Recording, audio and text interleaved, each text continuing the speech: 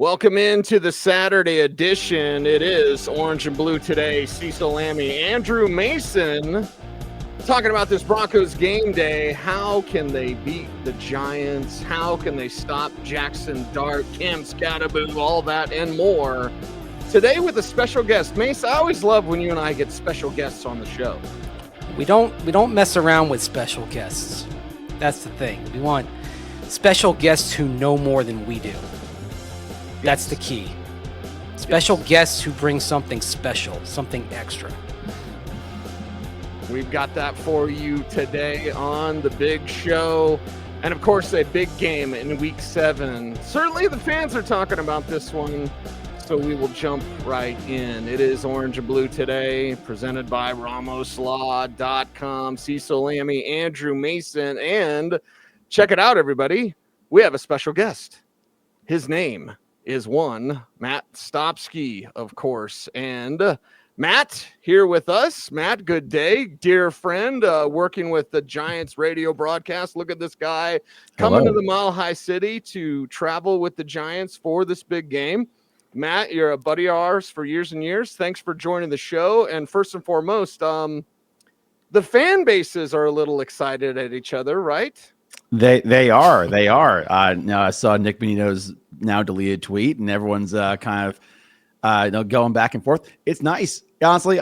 Giants fans aren't used to this for a little bit, so it's nice to be excited and like go in. Look, because it's not like Denver is a scrub team. Denver's a great team. So like the fact that the fan base feels like we have a real shot to win, and I think we do have a real shot to win. It's a nice, refreshing change of pace that we haven't really felt since like 2022. Yeah, it's been a minute, that's for sure. And Mace, we know that Nick Bonito, Jonathan Cooper thing. Do we take much from the Cooper thing, Mace? Matt, do we take anything from Jonathan Cooper saying, yeah, he's got a chain, he likes to dance? I mean, honestly, like, I thought it was a bit of a much ado about nothing thing. I think, Coop was asked about Jaxson Dart. Like, let's play the whole comment. I think some of it was kind of taking part of the comment and just taking part of the soundbite and running with it. So let's play the whole answer here from Coop on Wednesday at his press conference. And I just to get y'all's reaction to it, because we haven't really talked about it yet on OBT. Here's Coop with the full answer. Yeah, I mean, he's a young guy. He's, feeling himself a little bit. He's out there running around. He's got the chain on. He's dancing. I feel like everybody needs something. So, but we've went against QBs who have ran around in the pocket and have, tried to do stuff with their legs. So ain't nothing we haven't seen. Ain't nothing we haven't seen. Matt, you're with the Giants. Any offense taken from what Coop said? He does have a chain on. He does like to dance. Like this is not wrong. Like Jaxson Dart is who Jaxson Dart is. Like who he is on the field, who he is in the locker room, who he's on the team playing. Like he's just a nice guy. He is he's a competitor, and like he's gonna show off when he wins, and like he's gonna play hard. And yeah, he can run. I think he was like one of the few quarterbacks to have 50 yards rushing in his first 3 games in NFL history. So like he can run and he can make it with his feet. That seems like this is just kind of like a nothing burger of a comment, but yeah, is what it is. I don't take offense. Should I take offense? Should I start yelling at you guys? I don't know. I mean, the ain't nothing we haven't seen. And the context for me was like, okay, they opened with Cam Ward. And they had Daniel Jones the next week, and then they had Justin Herbert, and then you skipped Jake Browning, and then you went to Jalen Hurts, and you went to Justin Fields. So they've had 5 of the 6 quarterbacks they've faced so far this year are guys who are mobile. They can do things with their legs. And so that, to me, was the context of nothing we haven't seen before, because it's like they've faced mobile quarterbacks, guys who are liable to take off week after week after week. They're just kind of used to this by now. Well, I'm not telling you guys anything you don't know. Like Denver's defense is phenomenal. Like, they can be a little cocky because they are very good. But I would not expect Cam Scataboo or Jaxson Dart, the New York Giants offense, to really care that the Broncos feel good about their defense. They're going to come out and play hard. Like you saw what they did to Philadelphia. That was a butt kicking. You know, there like it wasn't a crazy different score. Like wasn't like 40-0, but the Giants won that game pretty handily, especially in the second half. So the feeling around the team and even from the fan base is that it doesn't matter who they're playing, even though Denver has an incredible defense, even though they've seen quarterbacks who can run, they feel like they're in this game. Yeah, they're in this game, and they're going to get off to a hot start, or at least they're going to try. So how important is that, Matt, when this team with Jaxson Dart, it seems like their EPA on the first 15 plays is outstanding, one of the best in the league. So getting down there, at least getting a field goal, if not a touchdown on an opening drive or two, how important is that in this game, which could be very tough, very physical, and I believe more low scoring than some would assume? Listen, scoring on the Denver defense is hard, right? So, like, if you can come out and score points in the first drive, especially a touchdown the first drive against the Denver Broncos, like that's big. Also, you want to get the Giants' defensive line in a position where they can rush the passer, right? You don't want to be fighting from behind and letting the Broncos offense kind of control the clock, control the momentum.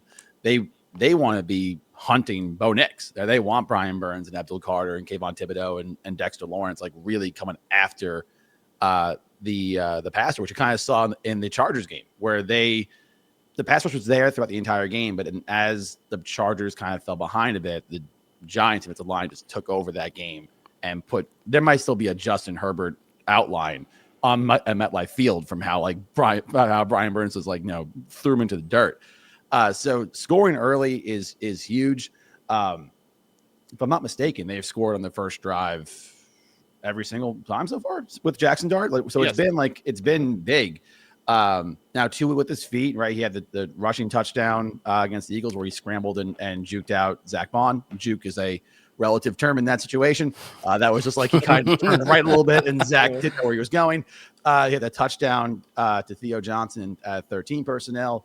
And then I think he also ran one in on a design run against the Chargers. So, we'll see. Right. What you've seen from the Giants, especially since Malik Neighbors went down, is a lot of usage of heavy personnel, 12, 13 personnel, and you've seen Jaxson Dart use his feet. Unfortunately, the Broncos are very good against multi-tight end personnels and scrambling quarterbacks. So how is this going to match up? We're going to find out on Sunday, but this is going to be a good matchup, though. You mentioned the fast starts. I mean, we saw, of course, the Philly game. I've been kind of going back a week further to the Saints game, and that was fast start. They came out 2 touchdown drives immediately. Yeah. Everything's rolling. And then they had 5 consecutive drives with turnovers. I mean, that's the game. Everything kind of got away from them. And the interesting thing on the Broncos defense, as well as they've played in the last few games, the thing that has been missing for them is takeaways. That they've been generating pressure, but they haven't been generating turnovers. So, for the Giants, what do they need to kind of do to avoid kind of getting in that spot of bother that they did in New Orleans when they were just passing out gifts like Santa Claus that day? Yeah, it was rough. I will say the first few ones were just weird, right? Like the Scataboo fumble and the Slayton fumble. Those were just bad plays. How often do you fumble that many times in a game? That is just a ridiculous game. By the time we got to the end where Jackson threw the interception, you could tell he was just trying to play hero ball. He was missing open reads. He was just trying to force it down the field. And also that kind of go back to your earlier question, Cecil, how important it is to score early. You don't want a rookie quarterback playing from behind. Not that Jaxson Dart doesn't have the moxie to do it, but then you start playing hero ball, then you start not doing your reads, then you try to fit balls in the places that doesn't fit, especially when you don't have Malik Neighbors catching the ball. It can be a little tough. So to avoid that, well, I guess get new gloves, and the second one is don't fall behind. That is the 2-point how to not give the ball away 5 times Matt Stopsky checklist. Yeah, well, just play with some discipline out there and play with that physicality that you mentioned with those heavy personnel packages. Mason and I were kind of reviewing the folk hero players that the Giants just seem to get for years and years and years. Whether generations of folk hero players. Yes. So what is it with Scataboo? attacking the Broncos defense. They have been soft against the run when teams have chosen to stick with the run. I imagine the Giants will do that. But let's talk about Cam Scataboo and what you've seen. You know, is he Peyton Hillis? Is this like a one and done thing? And here we go, another Giants folk hero taking the internet by storm. No, dude, Cam Scataboo is a one-of-one running back. I have never seen anybody like him. And there was one play, and again, I've never seen this before in my life. It was an outside zone play. Greg Van Roten was reaching the D tackle, and usually you're either cutting inside or you're cutting outside for the hole. Cam Scataboo decided that underneath Greg Van Roten's armpit is where he was going to go. And he went there and he took it and he moved that pile and he generated yards in just these holes don't exist. And he's just like, I'm just going to run through this. This is how it's going to be. And I'm going to make it. I've never seen a running back like that. Like we've had powerful running backs in New York with like Brandon Jacobs and Alan Bradshaw. And also Tiki Barber was a great running back. No one makes holes like this, like Cam Scataboo. Cam Scataboo finds the smallest sliver and he's like, I could bust that open. That seems fine.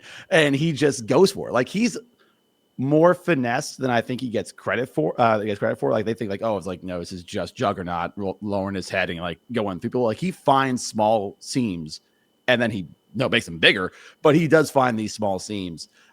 So I think he can do this for a while. You see a lot of really good vision. It's just how many carries can his body take. Hopefully he can do this forever because I don't think this is a spark in the pan situation like Peyton Hillis. Like this kid's got legitimate skill and like a lot of season for like a rookie player. It is the how many carries thing because there are times where it does seem like he's running into hits that he doesn't have to take, that he's forcing contact that he doesn't have to. And I mean, every human body that plays this game, you've got X amount of hits that you can take. And that's the only the concern I have about him. And even Jaxson Dart sometimes, because when he takes off, he's an aggressive runner, is that sometimes discretion has to be the better part of valor. And I wonder if there's any way they can coach him to maybe that it's all right to not run into the guy, that you can avoid a little bit, or maybe, okay, you can get to the sideline here. And ditto for Jaxson Dart when he takes off. I think you can coach that more into Jaxson Dart. I think you're seeing him slide a bit more, which has been nice. But he does, listen, Jaxson Dart's going to try to get every yard he can. Cam Scataboo, I just don't know if you can coach that out of him. Like he is like, this is just like who he is. Like it's like he is just a human wrecking machine. I think he'll be fine, especially in the short term. And, when we talk about going for contact, right? The last drive of the game against the Eagles, I thought was one of the most impressive drives by a running back I've seen in a while. He had 54 yards by himself. Wow. In that, in a 4-minute offense, because at that point, the Eagles were just tired of tackling him. They were like, I'm done. I don't want to do this anymore. Please stop hitting me, you tiny muscle hamster. Leave me alone. I want to do this. And it showed. So while conventional wisdom, you don't want to take all these hits. You're seeing it in defenses. They just don't want to deal with it by the time it gets to the fourth quarter. Right. Yeah. I mean, that's what's going to happen when you're facing. I like the internet's undefeated. I say that often. And when I saw as a child of the 80s, older than both you and Mace, but it's like He-Man and Ram-Man. It's like Jaxson Dart is He-Man and Cam Scataboo is Ram-Man. Who in the hell is he throwing to? Jaxson Dart this week with all the injuries y'all have at the wide receiver position. I know Theo Johnson likely because the Broncos can't stop tight ends and Theo's had such a connection with Dart there. But what's the game plan if the run is stuffed? If the Broncos do what Vic Fangio couldn't do, by the way, because you mentioned that drive, that's a Vic Fangio defense that got worked by this Giants team. So if the run is stuffed, where's Dart going to? And would he actually go after Pat Surtain? I think he would. I think, Scataboo is a receiving option as well. Like part of the 54 yards he had was 8 yards on and then reception to the flat. So he will throw to Cam. Theo Johnson, like you mentioned, Daniel Bellinger, the other tight end, does get some looks. He was pretty quiet the first 3 weeks, first 4 weeks actually. And then he had a big game in New Orleans. I'm hoping that he has more of that. Lil Jordan Humphrey kind of came out of nowhere last week. Old friend. Yeah, right. Like he had that great catch down the sideline against the Eagles. He's a target. I think they want to get more involved. He's a bigger body target. Wan'Dale Robinson has had a great year so far, and like he will continue to have, I think, have a great year. I was very interested to see how he would do with transition from Russ to Jackson, because Russell was getting Wan'Dale bullet passes down the seam, which again, Wan'Dale Robinson's like 5'8". That's not a guy you're usually expecting to hit these like cover 2 hole shots or these seam passes in Tampa too. And he was doing it. And you're seeing now with Jackson, he's still getting deep passes. He's getting a lot of yards after catch. He had that great touchdown early in the Eagles game. And then Jalen Hyatt came out to play. Jalen Hyatt had a huge first down catch. I know the Giants would love to get him going. So I think that's who you'll see like a pretty heavy rotation of, but I imagine to be a lot of 12 and 13 personnel. Chris Manhertz might get a catch. The rare blocking tight end catch might happen. But yeah, I would say Wan'Dale's probably option 1 outside of like Theo, and then Scataboo, Lil Jordan Humphrey, Jalen Hyatt. But they are not household names, but all these guys produce, as shown by the Eagles game. If you take out the kneel downs last game, Jaxson Dart had 10 runs. Is that sustainable for him? If we're winning. That's just part of his game. I think the thing that Jackson and Cam do, and this is both of them, that other players don't, is that they make something out of nothing. They make plays that should not work, or they make plays that should go for like 2 to 3 yards, go for 7 yards. That scramble for a touchdown that he had against Zach Bond, like a regular quarterback gets tackled by Zach Bond, right? Like that, that's tackled for maybe a gain of 5, right? Doesn't turn into a 19-yard touchdown. The example I said about Cam Scataboo running through the armpit of Greg Van Roten on a reach block, that takes a play from 2 to 7 yards. And so like these guys are using the skills that they have to make up for a roster kind of hurt by injuries right now. So long term, is this a thing that can hang on? Like, do I want to see Jaxson Dart in year 5, 6 run the ball 10 times a game? Probably not. But right now, to be competitive, this is what they have to do. And Jaxson Dart and Cam Scataboo are going to do whatever it takes to be competitive. They're like the MacGyvers of NFL football. Just making it happen. Give me a gum wrapper and an apple, and I'll make this play happen. So that's what they do. It is Orange and Blue today. Cecil, Lammey, Andrew Mason, pleased to be joined from New York Giants Radio. It's Matt Stopsky. Before we jump into what can Bo Nix do against this defense, first, a word from our sponsor. Today's episode of Orange and Blue Today is presented by Ramos Law, the official injury law firm partner of the Denver Broncos. Ramos Law was founded by Dr. Joseph Ramos, an attorney and ER doctor, to provide exceptional care to those injured in accidents. With a unique understanding of both medicine and law, the Ramos Law team is built to fight for you every step of the way. Experience the Ramos Law difference. Contact them today at ramoslaw.com.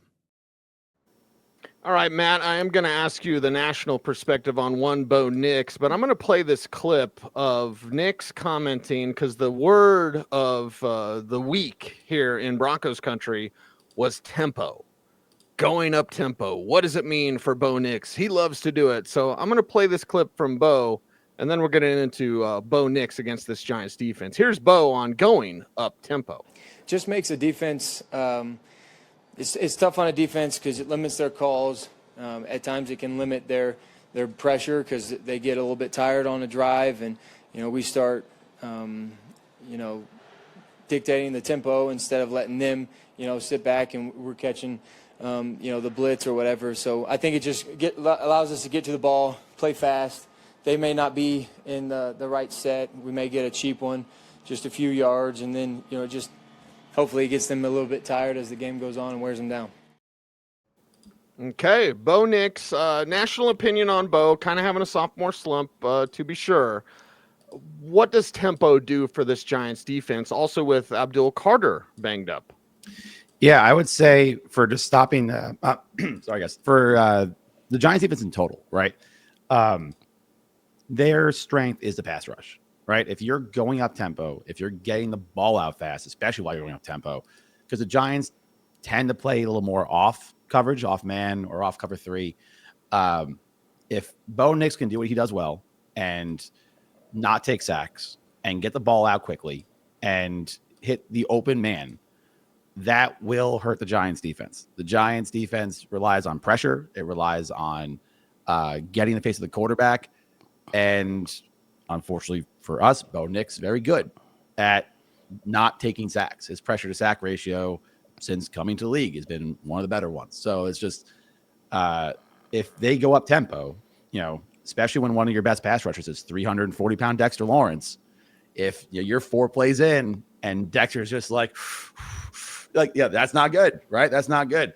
And also it stops the Giants from, doing a ton of subs, because the Giants also don't play all 4 usually at the same time that often. So it won't be Carter and Thibodeau and Lawrence and Burns. They'll probably have maybe 2 at a time or 3 at a time out there. And if they're going up tempo and they're not getting the ability to sub the way they want to and do what they have to do, you can kind of put the Giants on their heels. So that's it gives me worry about that, because for the Giants to be in this game, the Giants defense has to perform, and they kind of have to throw the Broncos off what they want to do, which is, again, quick passes and tempo. How much do you expect the Giants to work interior pressure specifically? Because that's where the Broncos O-line right now, they're dealing with an injury. They're on left guard number 3 now with Ben Powers on IR, Matt Parrott on IR, Alex Palczewski expected to make his first start ever at left guard. He filled in at right tackle last year. Well, just because we have Dexter Lawrence, I expect interior pressure to be there regardless, right? Whether they're sending extra pressure or not. They do love to line up Abdul Carter over a guard and just have him stunt and have him blitz. They like putting Thibodeau over guards as well. So and that's with, just regular offensive lines. I imagine that will continue in the Broncos game. I imagine you'll see plenty of sets where Thibodeau is playing a 3-tech, or they're walking Carter up over the center, over the guard, and have him stunt around. So I imagine that will be a thing.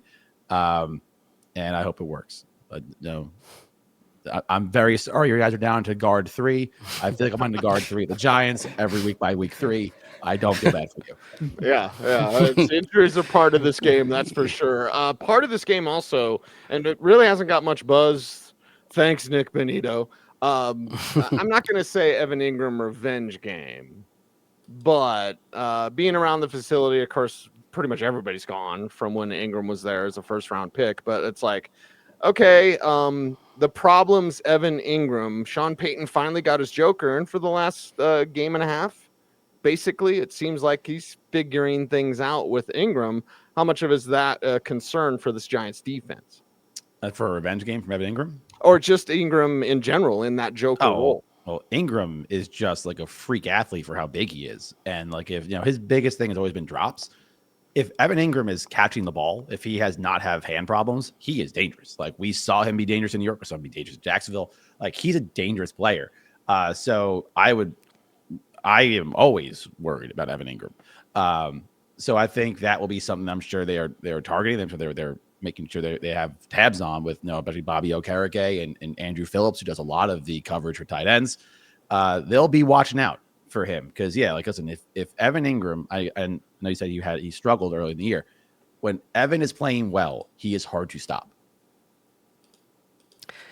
Against the run right now, Giants, they are 28th in success rate, and in EPA they are 29th. So are those bad? Obviously, Broncos, their run game has been inconsistent. J.K. Dobbins has had some explosive runs, and R.J. Harvey had the explosive run back in week one. but it hasn't always been that consistent. Yet the Broncos offense, it's best when it gets balanced. So what do you expect the Giants to try to do to make the Broncos run game look more like it did against the Jets than what it looked like against the Bengals and against the Eagles, when it was able to kind of get those consistent 4 or 5 yard jabs that allowed them to stay on rhythm? Right. Well, I think a lot of the numbers you mentioned were early indicators of Dexter Lawrence's injury, because he came back from injury and he just was not. You could see he was just like he was huffing and puffing early on games. Like usually Dexter Lawrence is in very good shape, even for a guy who's like 330. And then the Giants lost their middle linebacker in the first game. He goes down. Darius Muasau comes in. Now you're seeing Dexter's is in better shape. Muasau has kind of solidified into that role with Okereke. Kayvon Thibodeau has been very good at stopping the run, and so has Burns. But Thibodeau's been a really good job of stopping the run. I think they're not going to be changing too much of what they've been doing. I think they just continue to get healthier, continue to they stout against the run and kind of set the fence. No, Barkley had a couple of big runs early against the Eagles, against the Giants, and then you didn't really hear from him again. And I think that's going to be the continuation of just being gap discipline and just continue to hold your spot, which again I think comes from having more reps for Muasau and for getting Dexter healthier.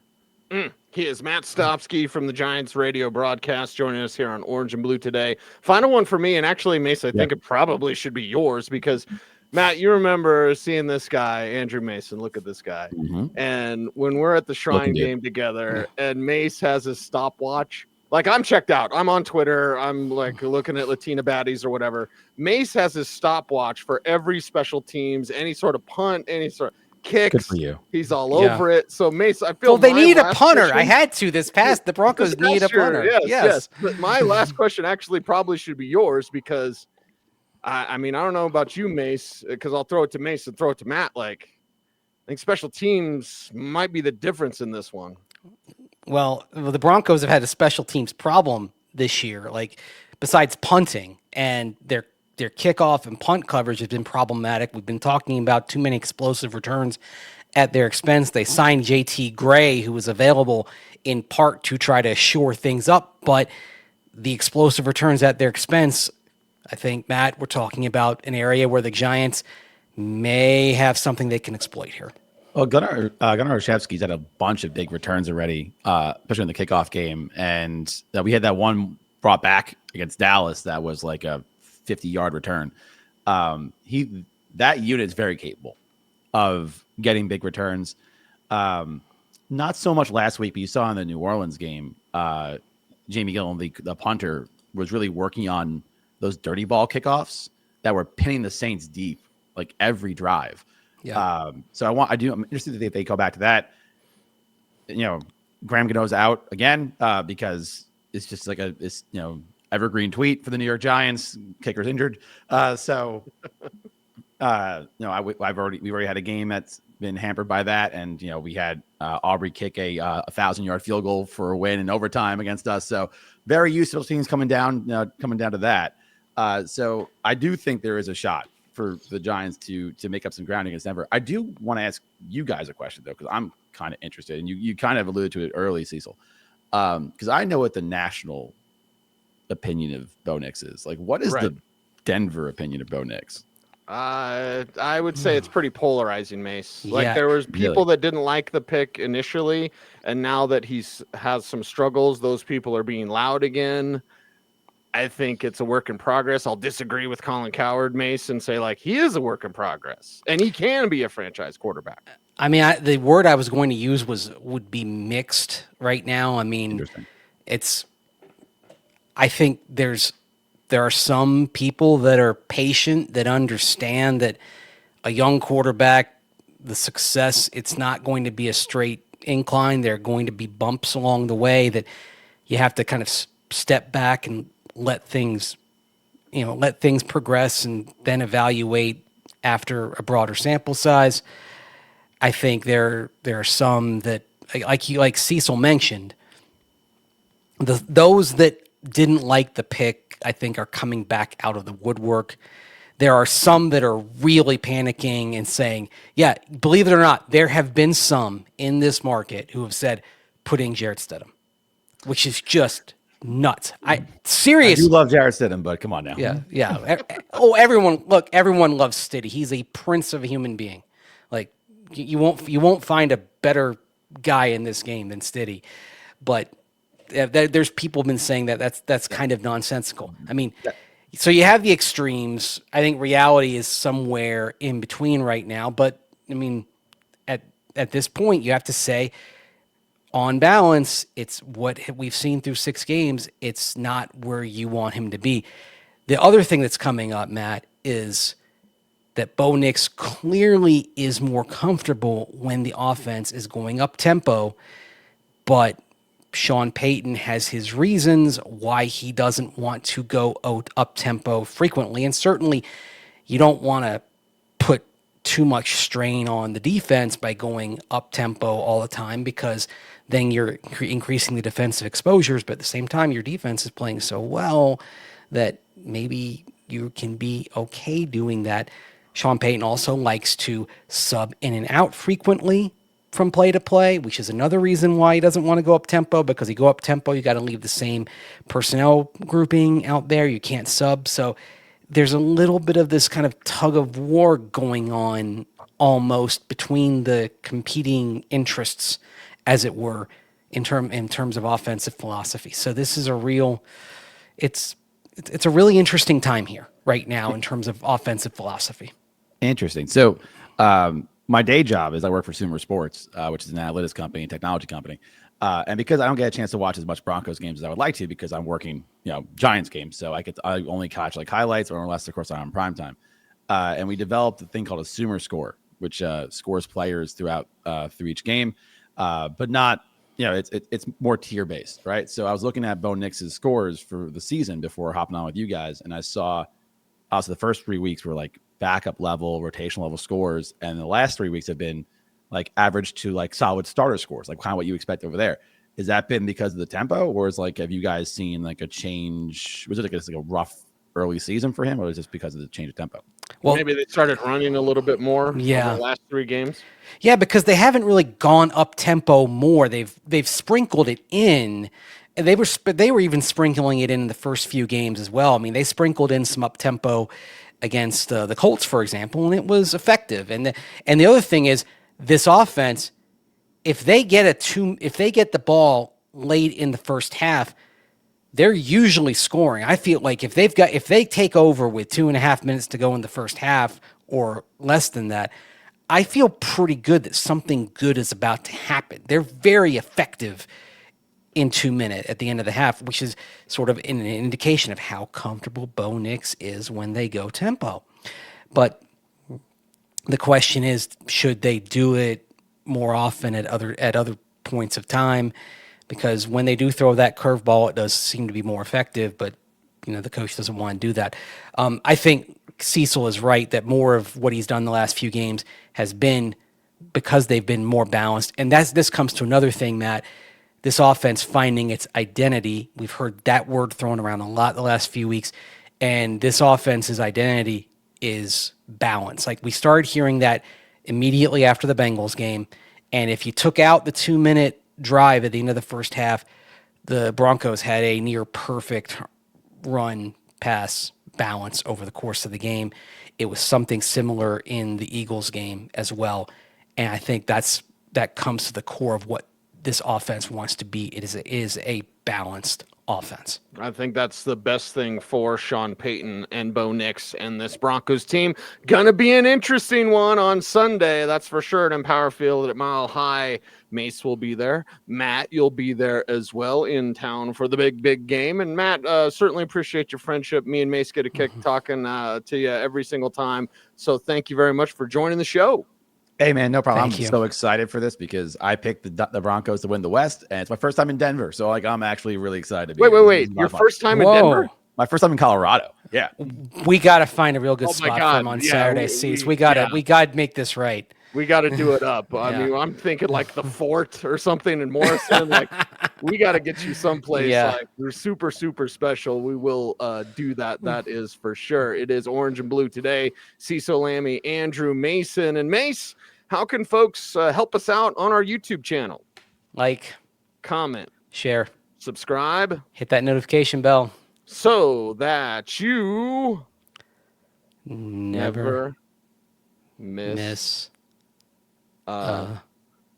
vid. That's right. He is Andrew Mason. You follow him on all the socials at Mace Denver. I'm at Cecil Lammey saying OBT's a BFD. Thanks for watching. Stay tuned, and would you please stay frosty? For over 20 years, my family, like so many of you, has proudly been part of Broncos country. Every season, we feel the energy, passion, and commitment that defines this team. And now we are honored to be the official injury law firm partner of the Denver Broncos. Ramos Law. What makes us different makes